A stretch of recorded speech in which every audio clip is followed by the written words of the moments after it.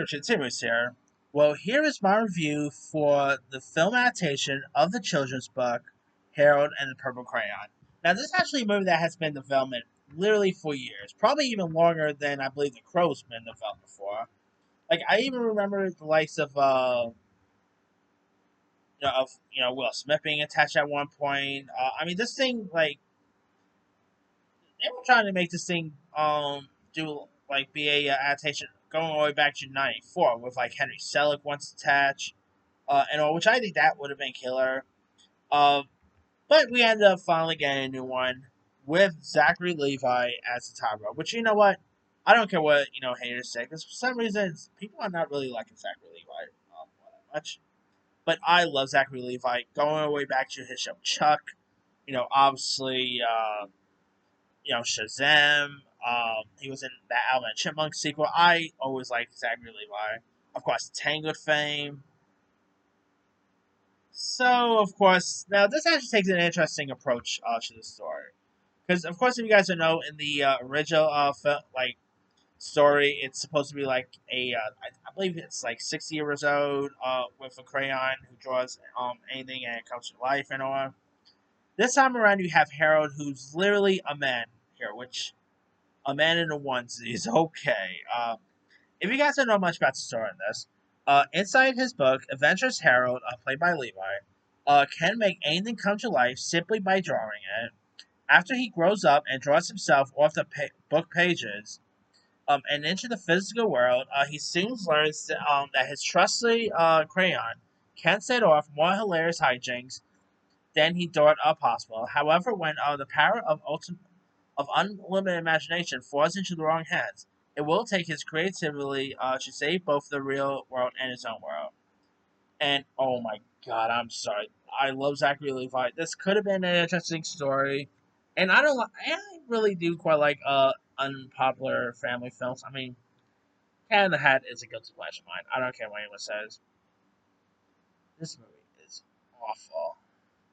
It's not all that. Like, it really feels like early 2000 humor at times. You had Zoe Deschanel, who I adore Zoe Deschanel. I've been a fan of her ever since I saw her pop up in The New Guy. People will probably say Elf, but me, it's always The New Guy. Not to be confused with New Girl, which she also starred in, but if you guys never seen New Guy, go watch New Guy. Lil Rel Howery, who really needs a better agent. Like, some of his past films, like That Vacation Friends, now this, yeah, he's not really having the best. Like, he really needs a new agent there. He pretty much plays like voices Moose, who is one of Harold's best friends and becomes human in the real world. You also had Tyler Reynolds, who plays Porcupine, who becomes like also in the real world. I mean, the creativity isn't all that great. The script and dialogue isn't great too. It's also a shame too because this is directed by Carlos Sedana, who's put out some really terrific family films. Of course, he has worked with Blue Sky on movies such as Ice Age: The Meltdown, Ice Age: Dawn of the Dinosaurs, Rio. Believe it or not, this is actually literally his first, pretty much his first feature film that's not for Blue Sky. Which maybe that could be it. Maybe he was just always better with Blue Sky and all, but yeah, he also did his last movie was Ferdinand, which had John Cena. Which Ferdinand is a really nice little anime film. If you guys have seen that one. R.I.P. Blue Sky, by the way. It's a shame that I always wish someone could have you know another studio could bought Blue Sky, but it is what it is, I guess. But yeah. As for the film itself, I mean, the visuals isn't all that great. The villain is played by Jermaine Clement, and he really is not that great of a villain. I love Jermaine Clement. He was great in Moana and all, but even he wasn't enough to save this. Um, it's just it has a good concept. Like, it could have easily have been maybe, I don't know, the next Paddington or something like that, but nothing about really fascinating me.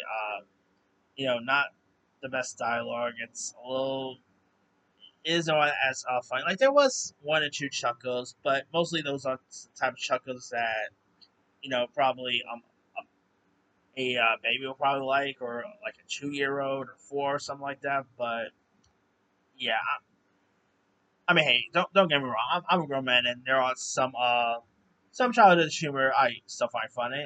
I still find Fat Albert funny. Come on, but this, yeah, it's not all that right here. But let me let you guys. Did you have a chance to check out Harold and the Purple Crayon? If so, what's up? Did you like it? Did you not like it? Have you ever read the book it's based on? Drop comments below. Don't forget to like, subscribe, hit that bell for notification. This is Simon signing.